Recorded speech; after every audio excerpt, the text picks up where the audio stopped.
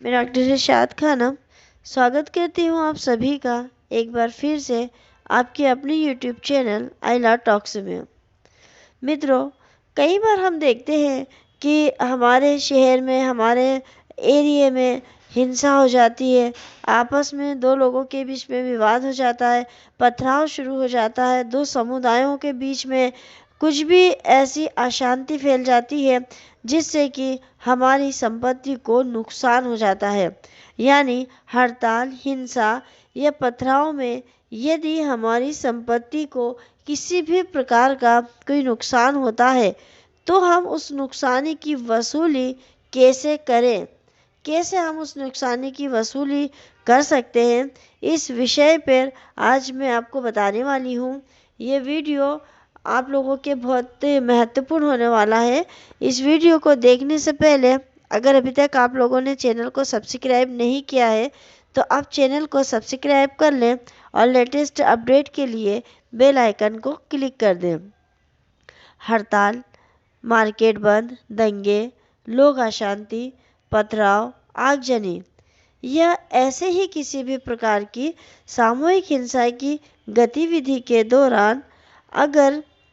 किसी भी प्रकार की संपत्ति को कोई नुकसान पहुंचता है तो उसकी क्षतिपूर्ति के लिए मध्य प्रदेश लोक एवं निजी संपत्ति को नुकसान का निवारण एवं नुकसानी की वसूली विधेयक 2021 को पारित किया गया है। इस कानून के तहत पीड़ित व्यक्ति जिसकी संपत्ति का नुकसान हुआ है वह वसूली के लिए दावा आवेदन कर सकता है। यानी वो दावा लगा सकता है, अपनी वसूली जो नुकसान उसको हुआ है उसकी वो वसूली कर सकता है। और किसके अंतर्गत कर सकता है? 2021 में एक अधिनियम पारित किया गया है, मध्य प्रदेश लोक एवं निजी संपत्ति को नुकसान का निवारण एवं नुकसान की वसूली अधिनियम। एक दुकानदार अथवा वाहन का मालिक या फिर संपत्ति का स्वामी जिसका हड़ताल, बंद, दंगों, लोक अशांति, पत्थर फेंकने की वजह से या दो समुदायों के किसी आगजनी की वजह से किसी भी प्रकार की हिंसा के कारण आर्थिक या संपत्ति का नुकसान हो गया है, वह मध्य प्रदेश लोक एवं निजी संपत्ति को नुकसान का निवारण एवं नुकसानी की वसूली अधिनियम 2021 के अध्याय 2 के नियम 3 उप नियम 1 के अंतर्गत जिला मजिस्ट्रेट यानी हमारे जिले के कलेक्टर के पास नुकसानी के लिए प्रतिकर प्राप्त करने के लिए दावा याचिका प्रस्तुत कर सकता है। और ये कहाँ कहा गया है? मध्य प्रदेश लोक एवं निजी संपत्ति को नुकसान का निवारण एवं वसूली अधिनियम 2021 का जो आधार है, ये जो वसूल करने का है, ये किस केस में कहा गया है? इन destruction of public and private property बनाम आंध्र प्रदेश राज्य व अन्य। इस बाद में उच्चतम न्यायालय ने विभिन्न घटनाओं का संज्ञान लेते हुए ये अभिनिर्धारित किया कि जहां आंदोलन होता है, बंद के दौरान, हड़ताल या दंगों के दौरान जो सांप्रदायिकता के कारण हुई हो या किसी भी अन्य कारण से हुई हो, लोग अशांति फैल गई हो, पत्थर फेंक दिए हो, आग लगा दी हो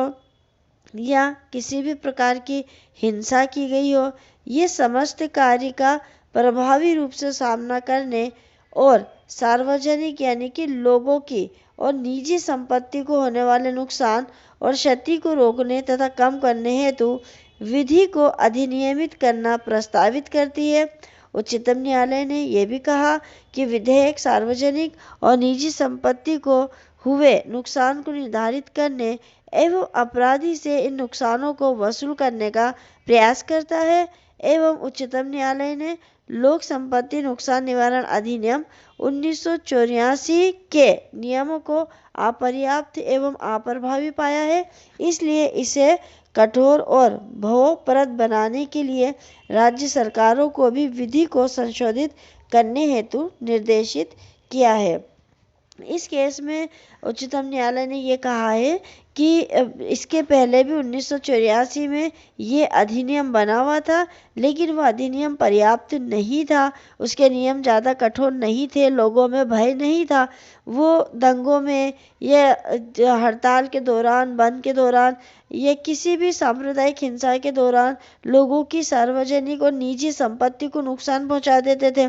अधिनियम तो हमारे पास पहले भी था, लेकिन वो ज़्यादा प्रभावशाली नहीं था, लोगों में उसका डर नहीं था। तो इस केस में Indian destruction of public and private properties बनाम आंध्र प्रदेश राज्य व अन्य मामले में उच्चतम न्यायालय ने ये कहा कि इस अधिनियम में हमको थोड़ा संशोधन, यानी कि राज्य सरकारों को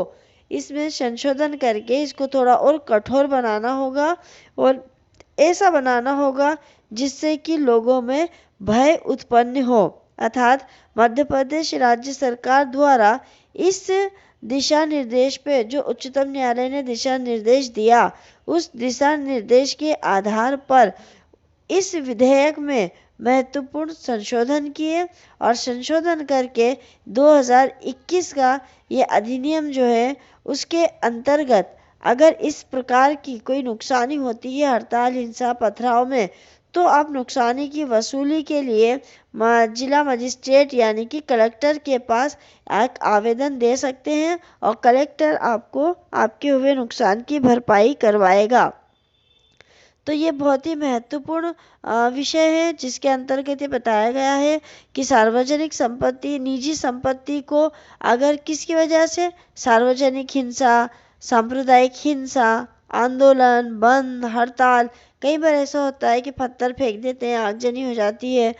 और संपत्ति को नुकसान भी होता है, तो इस अधिनियम के अंतर्गत उस नुकसान की भरपाई की जा सकती है। तो मित्रों, ये वीडियो आपके लिए उपयोगी होगा ऐसी आशा है। वीडियो अगर आपको पसंद आता है तो आप लाइक करिए, कमेंट्स करिए, अधिक से अधिक शेयर करिए। मिलते हैं अगले वीडियो में एक नए विषय के साथ। तब तक के लिए शुक्रिया, धन्यवाद।